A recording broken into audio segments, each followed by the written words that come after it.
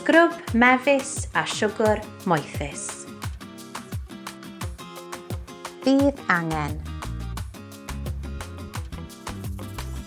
1 cwpan o siwgr,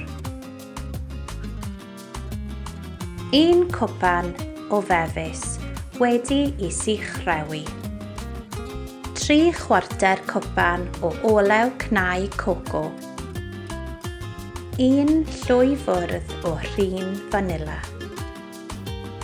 bag plastig, rholbren, powlen gymysgu, a jar.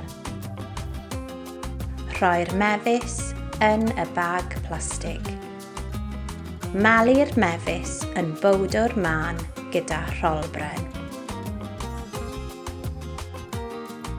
Rhoi'r mefus a'r siwgr mewn powlen gymysgu.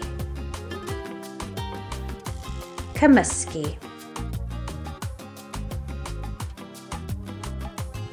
Ychwanegu'r olew cnau coco a'r rhin fanila. Cymysgu.